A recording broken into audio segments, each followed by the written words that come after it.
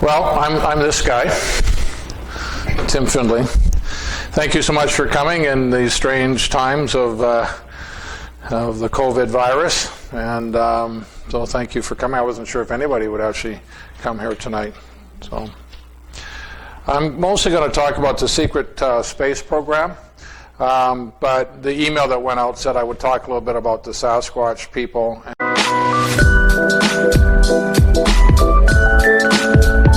And maybe a little bit about the virus as well, and then we'll kind of get into the nuts and bolts of the secret space program. I've never been abducted myself, thank God for that, but I do have remote viewing ability, so I've been able to go and check out information and things as well. So I can verify a lot of the secret space program information, although not all of it. But I then rely on other people and what they've had to say and their experiences with it. So I think we'll start maybe a little bit just on the Sasquatch. I'm not sure if you people how interested in the Sasquatch people. So we can talk about that a little bit. I can give like a whole lecture on it. I've done 3 full lectures on the Sasquatch people. I've done about 25 lectures on the island over the last kind of 15 years or so. Any audio recording? There is one audio recording of one I did some years ago, but it wasn't on the Sasquatch people. I kind of like this one because it's fairly clear. You can see the fellow up here. This is Vancouver Island, maybe about 3 weeks ago. Oh. And then this one as well was in that same set. This one I just threw in because, it's a fairly good picture of one. So that's probably a good question. It came up in one of my Sasquatch BC feeds. So I probably should be crediting it. And I think it was up island a little bit here, like maybe more around Mount Washington area. So the DNA for the Sasquatch, the genome was sequenced about 4 years ago. What happened is if you do the female mitochondrial DNA, it costs about $800. And they had taken in 200 samples, and they took the best 20 out of that. And then they tested, and it came back 100% female. So they thought the results were confounded. So they did it again. They wound up doing it something like 5 times. And it just came back 100% modern human female. Oh, some was saliva, and some was hair, and some was tissue, and various things like this, right? So they said, well, let's do the full workup, because the full workup is $10,000. And female mitochondria was $800. That's why they were trying that first. So when they did the full workup, then of course it came back anomalous DNA on the whole genome. So I had done remote viewing and stuff around these guys and what the story was. So my understanding of the story, what I've been told by my remote viewing and my guidance, is that the Sasquatch people were developed during the days of Atlantis to do the heavy lifting. So they took the female egg cell and then they spliced in various forms, primate forms, to create the Sasquatch people. So they're on the human family. They can procreate with us. On Vancouver Island, they're about 12% Native Indian, and the Native Indians are about 8% Sasquatch. So there's been gene flow over the last 10,000 years ago between the two of us, right? Then also they created the dogmen. I don't know if you know anything about the dogmen. At the same time, so they took, again, human DNA, and they spliced in some canine genetics and created what they call the dogmen. And the dogmen were created to protect the temples and like what we would call scientists were really part of the same thing, right? So the dogmen are much more aggressive and much more dangerous, but we don't have any on the island. But there are dogmen in North America and in Europe. And it was the same thing. They had escaped during the time when Atlantis collapsed.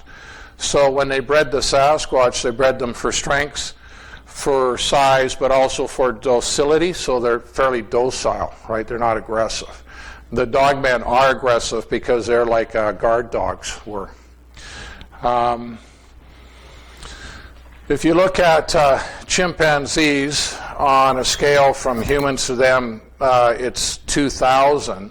And if you look at Neanderthal man, he's 400. And then the Sasquatch are 750. So the Sasquatch are they're only 1/3 different from us than us from chimpanzees, which are supposedly our closest living primate. So they're really quite human, really. And they have their own language and all these sorts of things. It sounds strange to us, but it's their own language. Most important thing to the Sasquatch people is family. That's like they're very docile, but if you hurt their family members, then they'll get very aggressive over that. The alpha individual in the Sasquatch is grandmother.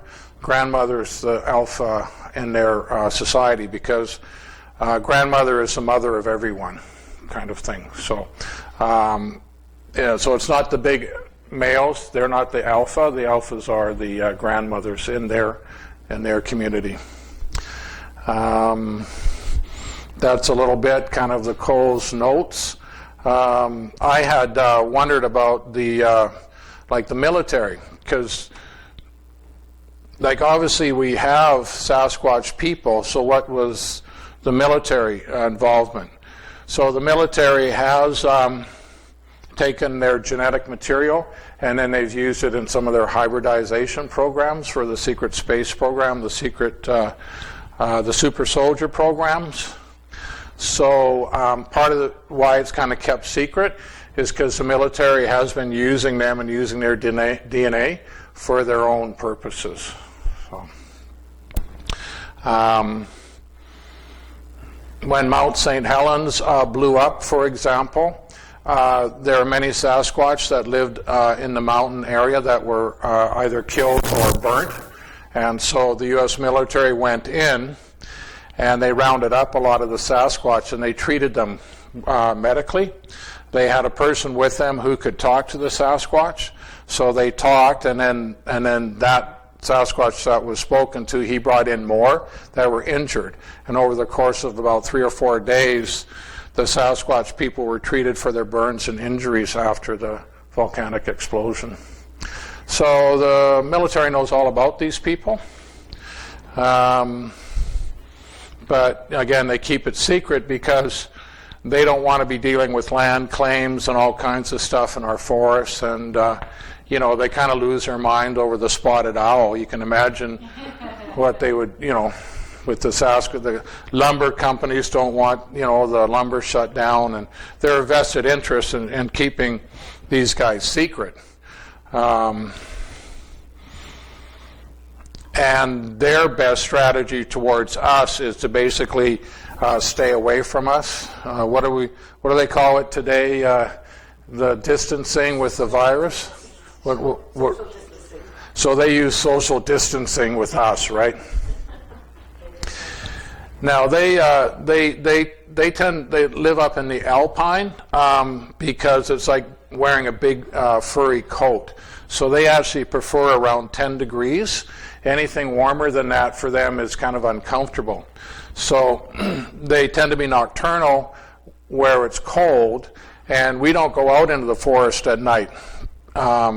So during the day they tend to just rest up and sleep, and then our interaction is usually early in the morning or late at night. So sunrise and sunset is when we'll sort of run into them because they're trying not to overlap with us. And so they're what you would call cold weather hardy. And They live up in the parts of the mountain where we don't go, that are kind of more inaccessible, as part of that social distancing. When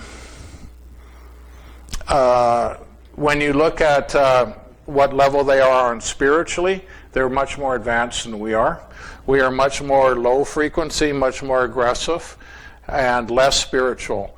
The Sasquatch people, we could learn a lot from them when it comes to like spirituality and just a higher frequency. So they get a bad press from us, but I would say in many ways they're superior to us, especially on a spiritual scale. So, any questions about the Sasquatch? Anything come to mind that you?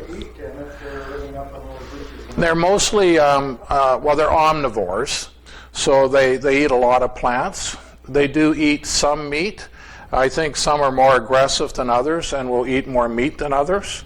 But they basically, although they're omnivores, they mostly just eat plants, leaves and those sorts of things.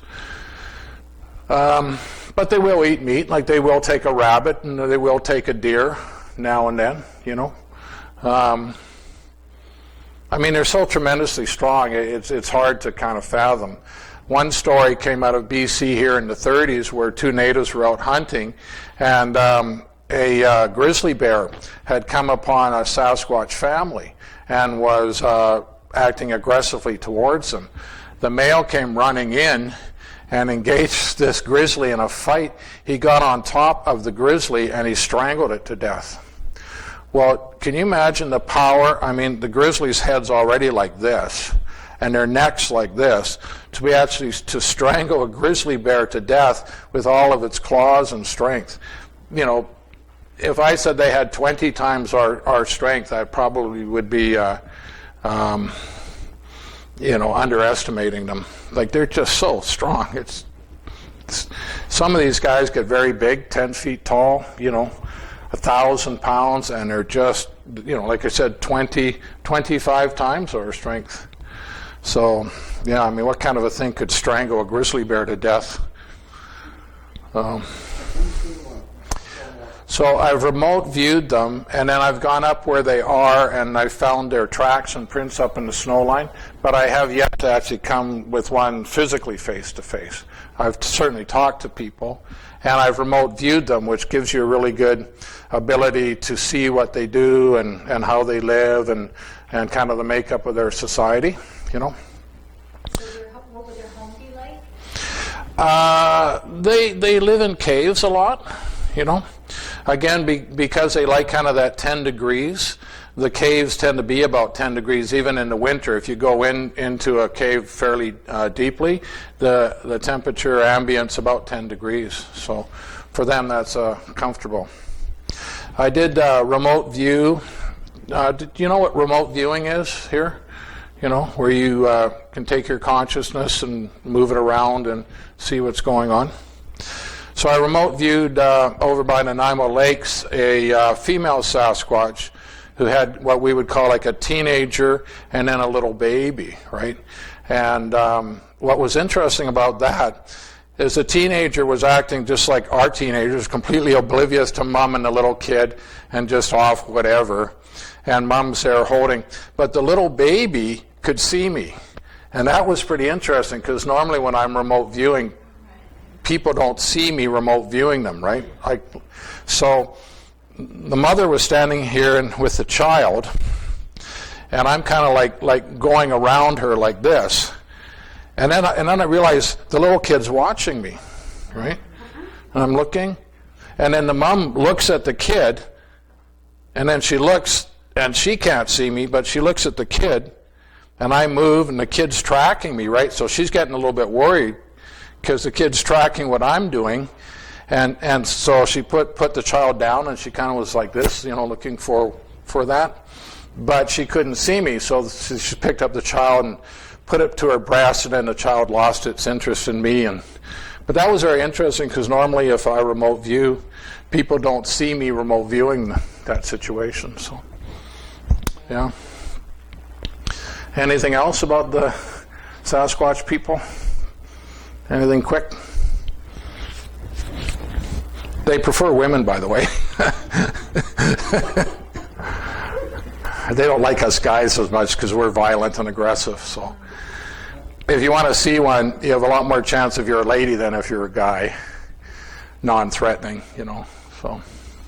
What we hear in the public about what they say, contact with Sasquatch and the sounds and what they do, is there a lot of stories that you think are not true that people are saying about them?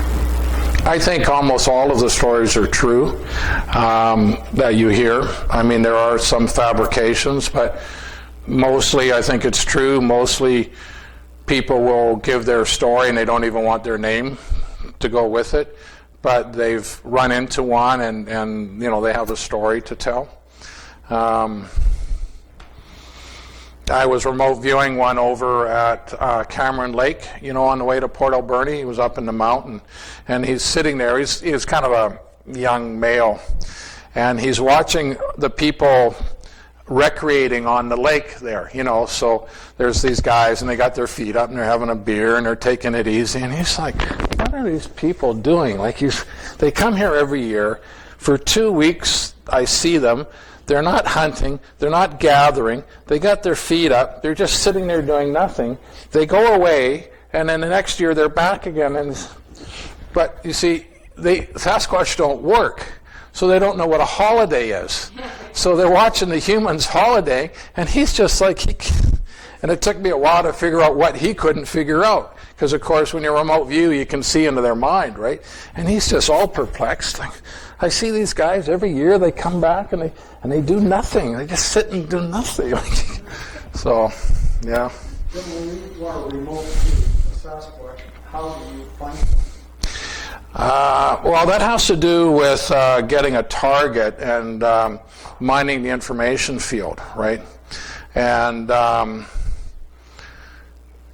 once you get on target, then it's pretty easy. You can move around and see different things. So I had been up in the alpine area past Nanaimo Lakes where I found prints. So I was able to go in and look at the prints and then find the ones that left the prints, and that was how I was able to track and find them, right? Being able to access information has to do with having an address. That's why there's always, you know, what's your name, right?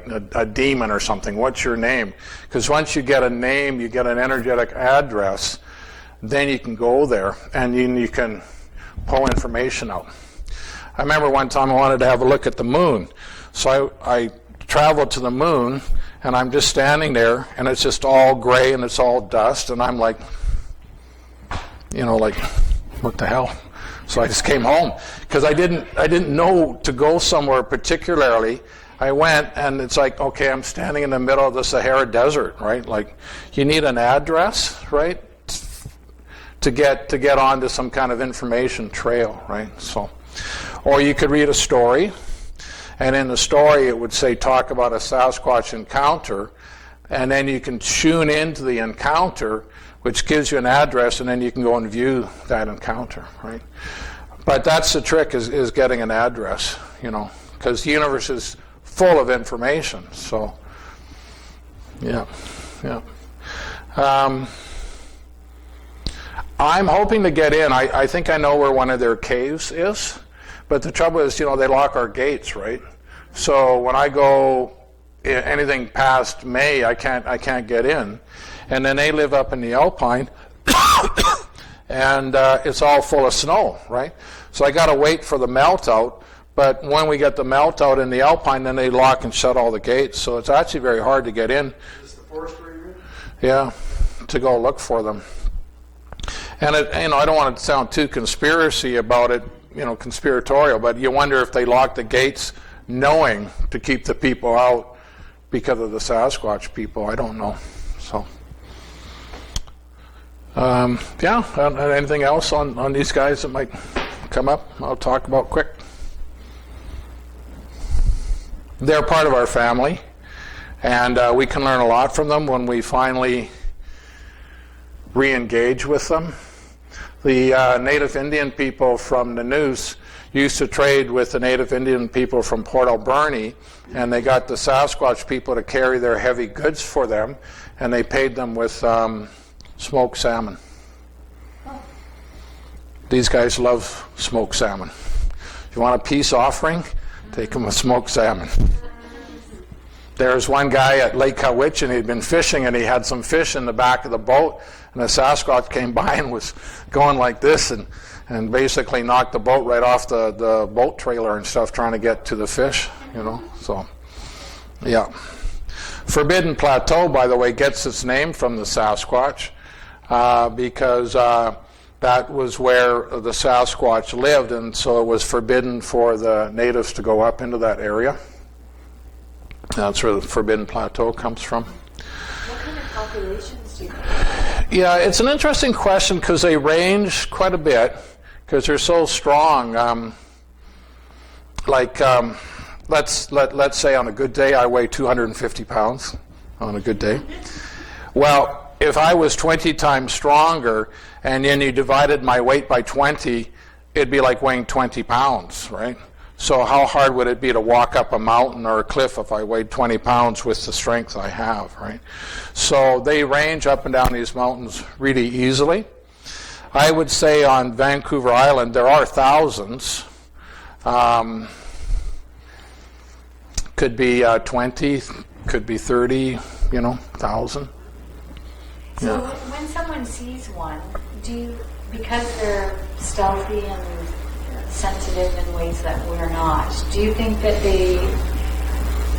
are they more often caught off guard, or do they allow themselves to be seen? Well, they're curious, just like we're curious, Unfortunately, that has caused some problems now and then. Like, let's say you're out and then you saw a baby bird on a trail, you'd go, oh, poor thing, and you'd pick it up, maybe take it home or something. And unfortunately, they've done the same thing with human babies. They'll find like a 2-year-old child that's kind of wandered into the forest, and it'll come up on the Sasquatch, and they'll go, oh, I have a little pet. And the problem is they then take it up to the top of the mountain where it's cold, and then the children die of exposure. But it's also why there is some cross genetic flow between them. So they're curious about us. They also have more advanced telepathic abilities.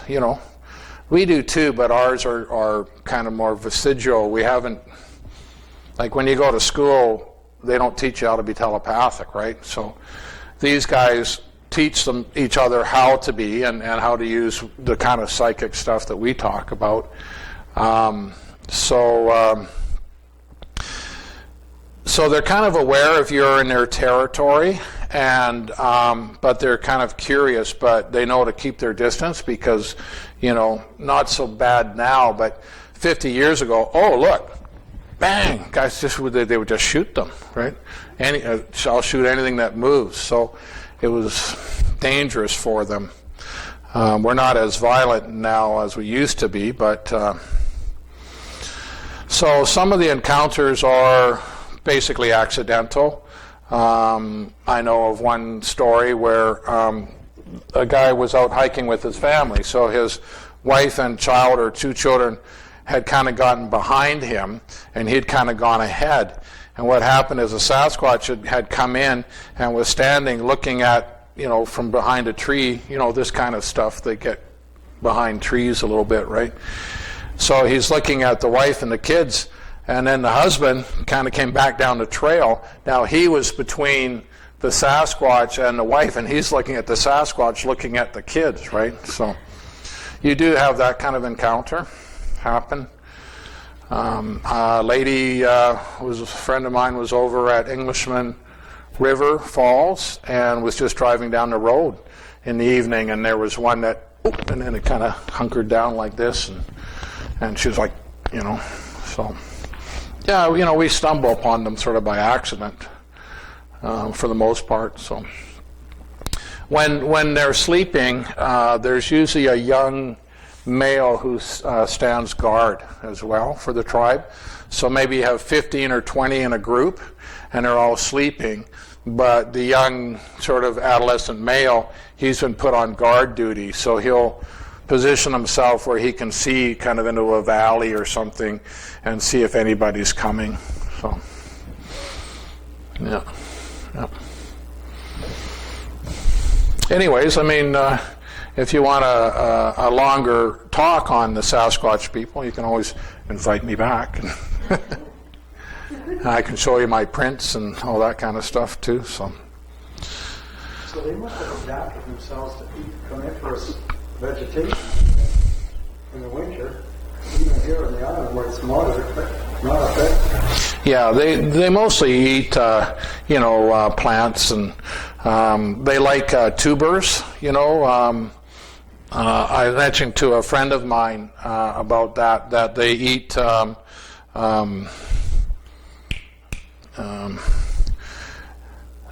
there's two different types of plants that grow in the swampy area. Something tails, what do you call that plant? Cattail. So if you pull the cattails out, they have kind of a tuber root on the bottom. So I had mentioned that to a friend of mine, said, well, this is what I'm seeing, that this is part of their diet. So he was over just past Parksville. There's a major logging entry road there, northwest Bay. So he was driving down that road, and he said he saw a bunch of these cattails, the fluffy stuff along the road. And he said that normally he would have not thought anything of it, but after our conversation, he actually kind of looked at it, and he stopped, and he got out, and he followed it over to where the swampy part was, and he said, boom, there was a big, 18-inch Sasquatch print in the mud. So, yeah, so they eat those kind of tubers. They're a little on the smelly side, and I'd asked about that, and they said that it was a natural form of insect repellent. And they tend to eat things like skunk cabbage, which then they sweat out, which then produces some of that odor, because they get bitten by mosquitoes and bugs too, right? So it's kind of a natural way of dealing with that.